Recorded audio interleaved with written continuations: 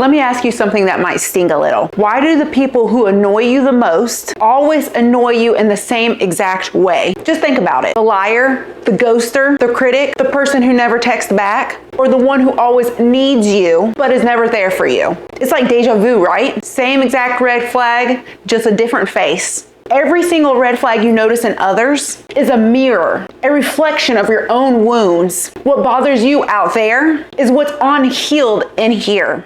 Stay with me because I know this might sound harsh, but once you understand what I call the mirror them theory and how it works, you'll never look at relationships the same again. And more importantly, you'll finally know how to stop repeating the same painful patterns again. And if you stay until the end, I'm going to tell you the real reason you keep attracting the same person over and over again, no matter how many boundaries you set. Let me start with a story. I had a client who came to me after her 4th relationship with someone who was emotionally unavailable. Different man, different backgrounds, but the same heartbreak with each one of the men. So she asked me, why do I keep choosing men who can't love me back? Now, if you've ever asked yourself a similar question, why do I keep dating the same kind of person? Or why do I keep ending up in the same friendship type of dynamic? This one's for you. Because the truth is, her red flag radar was not broken because she did see the warning signs. She just couldn't walk away from the warning signs. And you may ask yourself, why? Well, it's because those red flags weren't just about him. They were about her. Every red flag that he waved reminded her of an old wound from her childhood that she had never healed. And instead of running from it, she unconsciously ran to it. And you may ask yourself, why? It's because her wound wanted resolution. Let me just break that down. When you see a red flag in someone else, one of 2 things is usually happening. One is that it's familiar. It matches a wound that you already carry. So you feel pulled towards it even though it hurts. Or 2, it's intolerable and it scratches at something that you've buried. So what happens is that you overreact to it, even if the other person isn't doing it on purpose. Either way, either one of those 2 things, that red flag isn't about them. It's about you. So for example, if rejection is your wound, then every time someone takes too long to text you back, that can feel like abandonment to you. Or if criticism is your wound, then every light feedback that you receive can feel like a personal attack to you. Or if betrayal is your wound, then you'll end up seeing lies everywhere. Even if someone might just be late or just forgetful, you will view that as a lie because the red flag is the mirror and your wound reflects it. It's the part of you that's baying to be healed. So the real question isn't, how do I avoid the red flags? It's, what are my red flags trying to show me about myself? And I want to give you a framework for this because once you recognize the pattern, then you can change it. And when you change it, then the red flags stop having power over you. Okay, so now that you see every red flag is actually a mirror, let's go a little bit deeper because this is where most people get trapped. Because see, the pattern doesn't just happen. It repeats and it keeps repeating until you heal it. Just think of it like a video game level that you can't pass. You keep getting the same challenge until you finally figure it out. And here's the wild thing. Your brain, your nervous system, and even your heart, they all crave the familiar. So if chaos was familiar in childhood, then chaos will feel like home in adulthood. If rejection was familiar back then rejection will feel magnetic now. And that's why you can walk in a room full of 50 people and your body will instantly zero in on the one person that is most likely to wound you the same way that you were wounded before. Does that sound a little bit too real or familiar to you? I want you to picture this. You're at a party and across the room there are 3 people you could talk to. One person is warm, grounded, and safe. The other person is neutral, maybe friendly, maybe not. And the third person has that energy, charming, exciting, but deep down, you know that they're unpredictable, hot and cold, and maybe even a little dangerous. Guess who out of those 3 people you will feel drawn to if you have unhealed wounds? You will feel drawn to the dangerous one every single time with unhealed wounds. Why? It's because your wound doesn't want peace. What it wants is resolution. It's like your inner child is whispering, maybe this time the person who looks like mom or dad or the first heartbreak will finally choose me and it'll heal. But of course, it doesn't heal. What it does is it just reopens the scar. So here's the science of it. Your nervous system wires itself in childhood based on the kind of love that you received or did not receive. If love was safe and secure, then your body learns to relax in relationships. If love was inconsistent, then your body learns to cling or to chase. If love was rejecting, then your body learns to fear closeness. And if love was chaotic, then your body learns to expect chaos. So later in life, when someone waves a red flag, your body reacts, not your logic. And that's why so many people say things like, I knew better, but I stayed anyways. Because it's not about knowing. It's about what your body recognized as home. So, okay, how do we stop this pattern? And here's the first step. Is to name the wound. And when you notice a red flag in someone else, instead of asking, why are they like this? Ask yourself, what wound of mine is this scratching at? So for example, if someone's hot and cold nature makes you panic, then that's your abandonment wound. If someone's criticism shuts you down, then that's your rejection wound. If someone's secretive behavior makes you spiral, then that's your betrayal wound. And once you can name the wound, then you can take the power back. Because the moment you say, oh, this isn't about them, this is about me, then you stop being stuck in the trap. But naming the wound is just the beginning, because the wound has one more trick up its sleeve. It doesn't just show up in who you choose, it also shows up in how you behave. So in the next part, I'm going to show you how the red flags you see in others are usually the exact same ones that you carry yourself without even realizing it. And that right there is where things start to get uncomfortable, because suddenly the mirror doesn't lie. All right, so here's where things get a little bit uncomfortable. Like I said, up until now, we've been talking about the red flags you spot in other people, but let's be honest. If you're always running into liars or ghosters or people who can't commit, then we need to ask ourselves something hard. Are we carrying any of those red flags ourselves? Because here's the truth about mirrors. They don't just reflect what hurts us. They also reflect who we are when we are unhealed. I really want you to sit with this for a second. What if the very behaviors that you hate in others are the same behaviors that you act out in subtle ways? Maybe not in the same form, but in the same pattern. Let me just give you an example. I once worked with a man who was furious that every partner that he dated was needy. He would go off on rants and say things like, they're always smothering me, always texting, always wanting more from me. But when we unpacked it, guess what we found? We found that he was emotionally unavailable. He pulled away, he shut down, he kept walls up. So of course, because of this, he attracted people who chased him harder. And that needy red flag that he despised, it was a mirror of his own avoidance. And when I gently asked him, isn't it interesting that you're angry at their neediness, but you don't see how your distance creates it? And he just sat there silent, because the mirror does not lie. So let me break this down. We usually think of red flags as external, things out there in other people, but most of the time they're actually interactive. They only exist because our own wounds are playing a role in the dynamic. Just think about it like a dance. The person who fears abandonment usually pairs with someone who's avoidant. The person who fears rejection often tests partners, push them away before they even have a chance to get close. And the person who fears betrayal might secretly snoop or accuse, which ends up creating betrayal. So how the mirror works is what you notice in them is something that you're unconsciously feeding to. So here's a simple but powerful exercise. Next time you feel a red flag rising in you, when you feel that heat, that irritation, that rush of here we go again, stop and ask yourself, where do I do this even a little? So for example, if someone's flakiness drives you crazy, think about, do you ever overpromise and then underdeliver? If someone's criticism makes you defensive, think about, do you sometimes judge other people in your head? If someone's dishonesty hurts you, think about, are there moments that you hide the truth to avoid conflict? Now, this isn't about blaming yourself. It's about owning the mirror. Because once you see your part in the pattern, then you can actually shift it.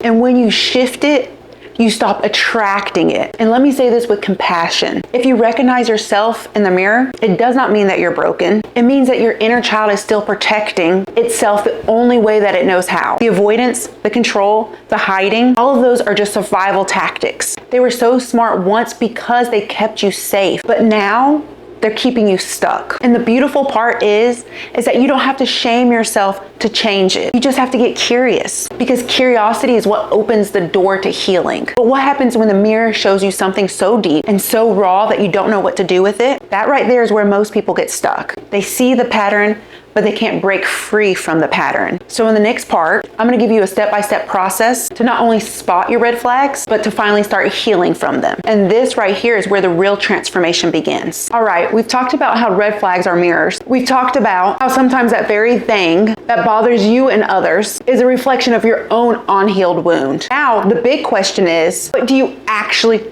do about it? How do you stop repeating the same painful story, the same relationship, the same self-sabotage over and over again? And that's what I want to show you now. A simple framework for healing the patterns so you can finally feel free. And I call this the mirror them healing process. It has 4 steps. Step 1 is to notice the flag. Catch the trigger before it runs your life. Step 2 is to name the wound. Identify what childhood pain is reflecting. Step 3 is to normalize the strategy. Understand why your inner child developed that behavior. And step 4 is to nurture the shift. Practice new responses that breaks the cycle. And I'm gonna walk you through each one of these with real life examples. So it doesn't just make sense in your head, you can also feel it in your gut. So step 1 is simple, but it's not easy. Step 1, remember, is notice the flag. So when something bothers you, instead of reacting right away, just pause, because that pause right there is gold. And say to yourself, oh, this is a red flag moment. So for example, partner doesn't text you back for 6 hours and you start to feel panic rising. So instead of blowing up their phone, notice the feeling inside your body. Tight chest,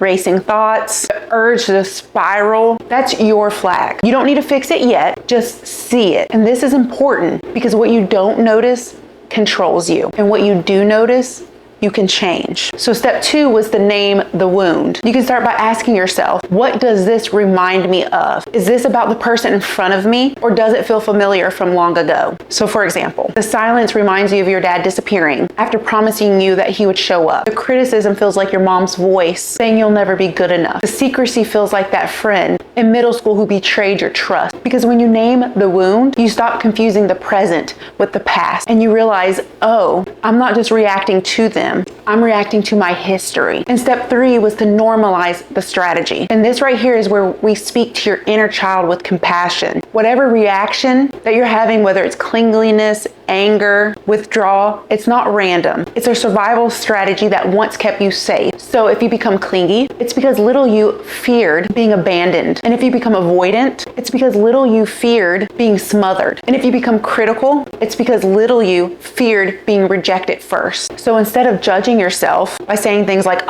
why am I like this? Acknowledge and validate yourself and say something like, of course I do this. It makes sense. I learned it back then. Because that right there, that self-compassion softens the wound so you can finally heal the wound. And step 4, that's where the magic happens. Step 4 is to nurture the shift. And this is about choosing a new response. So when the red flag shows up, instead of acting out the old survival pattern, you give yourself what you really needed back then. So for example, when the panic rises when someone hasn't texted you back, instead of clinging, you try reminding yourself that I'm safe, that their silence doesn't define me. When the criticism stings, instead of shutting down, try breathing and gently tell yourself, I'm still worthy. And when the secrecy triggers betrayal, instead of controlling, try grounding yourself and saying, this moment is not the past. I get to choose how I respond now. And this right here is how you stop living in reaction mode and you start living in conscious choice. So I had a client who always exploded when her boyfriend came home late. And she swore it was about him not respecting her. But when we slowed down, she realized that the wound wasn't about him at all.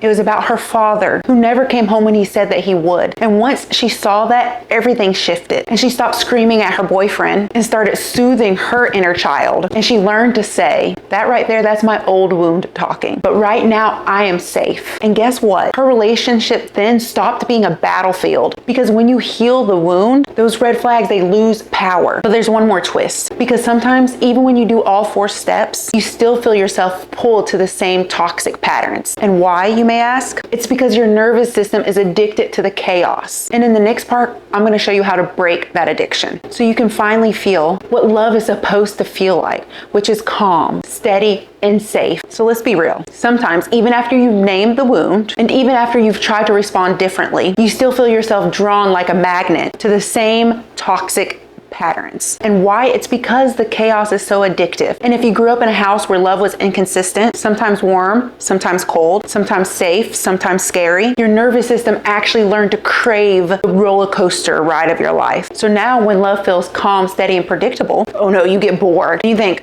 gosh, there's no spark. But when love feels unstable, unpredictable, high highs and low lows, that right there can feel like a home to you. But that's not chemistry, that's trauma bonding. I'll never forget this client who told me, I know he's bad for me, I know it, but I can't stop. It feels electric when we're together. And when he pulls away, I feel like I'm dying inside. But that's not love, that's withdrawal. And just like a drug, the push-pull cycle releases dopamine, which is the brain's pleasure chemical. And it releases cortisol, which is the stress hormone. And it releases those at the same exact time. It's literally like your body is addicted to the red flag. So here's the science in plain language. When someone gives you affection, your brain lights up with dopamine. And when they pull away, you crash. And then your brain goes into survival mode, desperately chasing that next hit of affection. And that cycle of hope and panic, it wires your brain like a slot machine. And you keep pulling the lever, waiting for the jackpot of love, even though the odds are stacked against you. And this right here is why leaving toxic relationships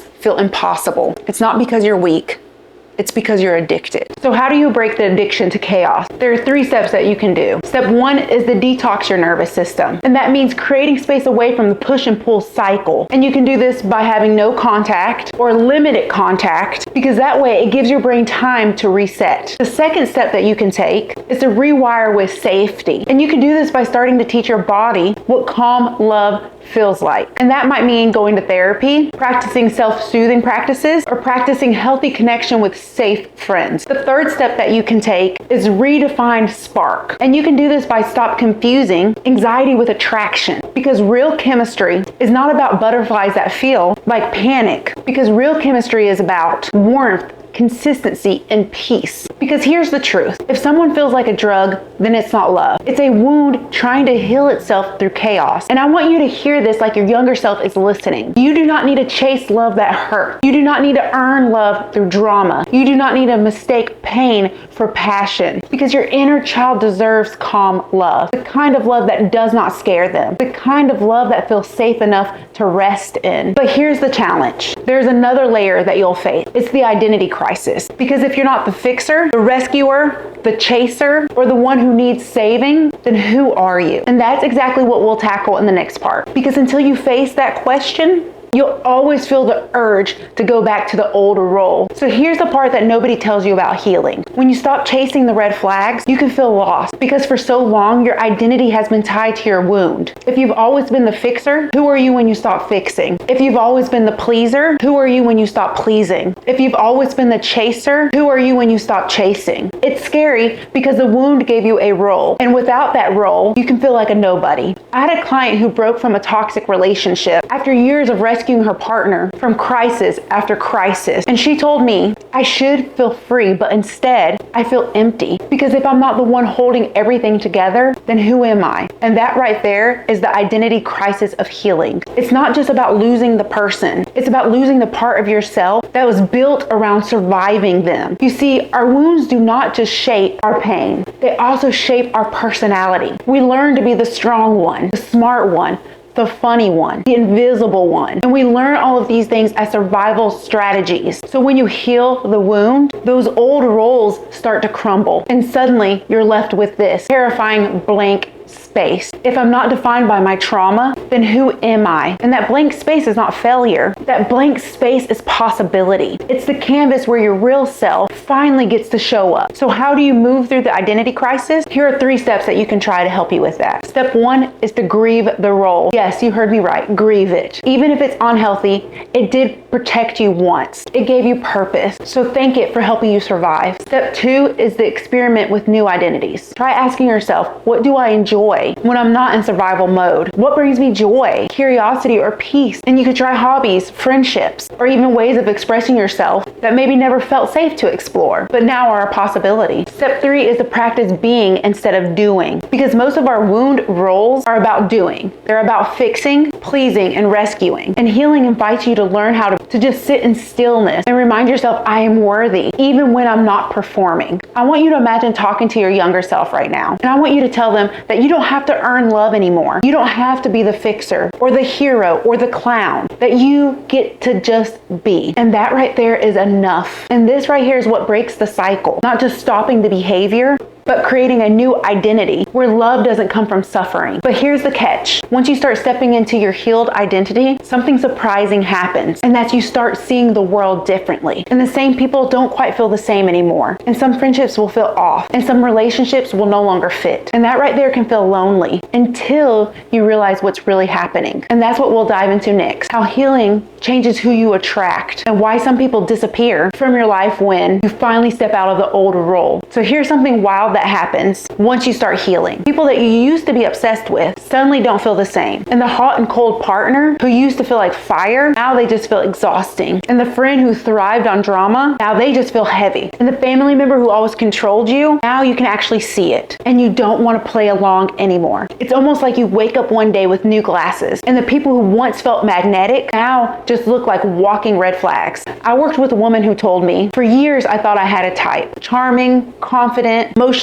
distant. I couldn't resist them. But after I started healing my abandonment wound, the same type of person suddenly felt cold. And instead, I found myself drawn to someone steady, kind, consistent. And you know what? At first it felt boring, but now it feels like home in the best way possible. And that right there is what healing does. It changes your attraction. And here's why this happens. You remember how I said that your nervous system craves familiar? That if chaos was your normal, then chaos to you felt attractive. But what happens is once you heal, your nervous system recalibrates. And instead of chasing intensity, you start craving stability. And instead of needing highs and lows, you value peace. And instead of trying to earn love, you allow yourself to receive love. And that's why people who once felt irresistible suddenly now feel wrong, because your body no longer mistakes anxiety for love. And here's how you can support the shift. Notice your new triggers. When someone feels boring, pause and ask, is this boredom or is this safety? You can also reframe attraction. Start reminding yourself that real love feels calm, and the spark that I used to crave was actually anxiety. Another thing you can try is to practice leaning in to safe connection. And you can do this by spending more time with people who are steady, kind, and consistent, even if your brain calls that boring. Because over time, your body will learn that this is what healthy chemistry feels like. Talk to your younger self here. Say you don't need chaos to feel alive. You don't need drama to feel love. You deserve a love that feels safe enough to stay. Because healing isn't about avoiding the red flags. It's about finally being able to choose green flags without running from them. But here's where it gets tricky. When you start choosing differently, not everyone around you will clap for your growth. Some people will resist it. Some people will try to pull you back into your old patterns. And some relationships will quietly fade away. And in the next part, we're going to talk about that loss, that grief of outgrowing people, and how to handle the loneliness that comes with finally breaking the cycle. And no one tells you this part of healing. You don't just lose your pain, you also lose people. Because the moment you stop playing your old role, some relationships just can't survive it. Because the fixer stops fixing, and the peacemaker stops silencing themselves, and the chaser stops chasing. And suddenly, the people who benefited from those roles, they don't know how to stay. I had a client who realized that she was always the glue in her friendships. She was the one that was checking in, making plans, and keeping it all together. And when she finally set boundaries, something shocking happened. Half of her friendships just ended. You know what she told me? I thought healing would make me closer to people, but instead, I feel more alone than ever. And that right there is the hidden cost of growth. Sometimes you outgrow people that you love. And here's why. When you heal, you stop feeding into the same dynamics. You stop rewarding manipulation. You stop tolerating disrespect. You stop overgiving to the people who underinvest. And when you stop playing the old role, then the old script doesn't work anymore. And some people adapt and grow with you, and others can't. And that's not failure. It's a reflection of where they are in their own journey. And to navigate this, you need a grief practice, because outgrowing people is a loss. And here's a simple one that you can do. Name the role. Write down the role that you used to play. The fixer, the quiet one, the people pleaser. Then you name what you lost, the connection, the comfort, the identity. Then you thank it. And you can do this by writing something like, thank you for helping me survive when I didn't know better, but I don't need you anymore. And then you release. You light a candle and you rip up the paper, or you create some type of ritual that marks the end. Because grief needs ritual. Otherwise, you can carry it like a ghost. And then speak to your inner child. And you can say, I know it hurts to lose people, but you are not losing love. You are losing conditions that were attached to love. Because real love won't leave when you grow. Real love grows with you. Because here's the beautiful twist. When you clear out relationships that can't hold the real you, you make space for the ones that can. And in the final part of this video, we're going to talk about what happens after the grief. The new kind of love, friendships, and peace that you attract when your wounds are no longer running the show. And here's the truth that no one tells you. Healing doesn't just take things away. It also gives things back. And when you grieve the people you outgrow, you make space for the people who are meant for you. And the difference between the two are night and day. I'll never forget one woman who I worked with. She told me, I thought love always had to feel like anxiety, waiting for the next text back, wondering if I was too much. Then she met someone different, someone who did not trigger her old wounds. And she said to me, for the first time, love felt boring. But then I realized it wasn't boring. It was safe. It was steady, and it was kind. And she laughed through tears when she said, I didn't know love could feel like peace. Because healthy love doesn't give you butterflies from anxiety. It gives you breath. It feels like being able to speak your truth without punishment. It feels like disagreements that don't turn into war. It feels like knowing you don't have to earn your place because you already belong. And the best part, when you stop playing your old role, you stop attracting people who need you to play that old role. And here's a tool to help you recognize healthy love when it shows up. You can ask yourself, do I feel calmer after spending time with them and not more anxious? Do they respect my boundaries the first time that I state them? Do I feel like I can be messy and human without fear of abandonment? And if the answer is yes to even two of these, then that's not boring. That's your nervous system learning what safety feels like. And this is where you turn to your inner child and you whisper, love doesn't always leave. Love doesn't always hurt. Love doesn't always demand you to shrink. Because for the first time,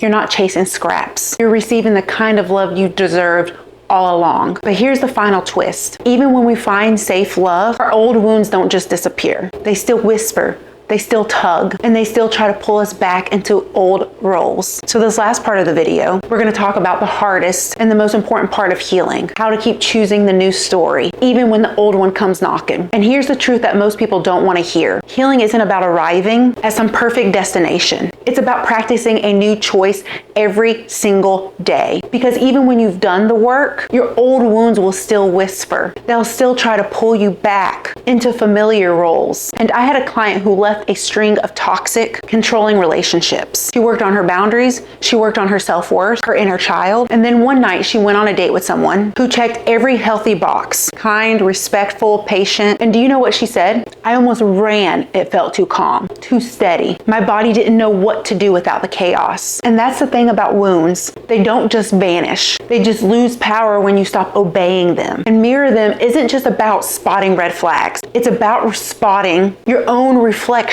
in every reaction. When someone dismisses you and it stings more than it should, try pausing. When someone tries to control you and your chest tightens, try pausing. When someone loves you gently and it feels uncomfortable, try pausing. Because every pause is a chance to choose. Am I going to reenact my wound, or am I going to heal it? And I want to leave you with one question that you can carry for the rest of your life. Is this person showing me love or showing me my wound? And that question right there is your mirror. That question right there is your map. That question right there is your power. So here's the invitation. Next time you see the red flag, don't just ask, are they toxic? Ask, what are they mirroring back to me? Because when you use relationships as a mirror, you stop being a victim of patterns and you start being the author of your healing story. And that right there is the heart of the mirror them theory. Every red flag isn't just a warning about them. It's a revolution about you. And when you see it, really see it, you finally have the power to break free.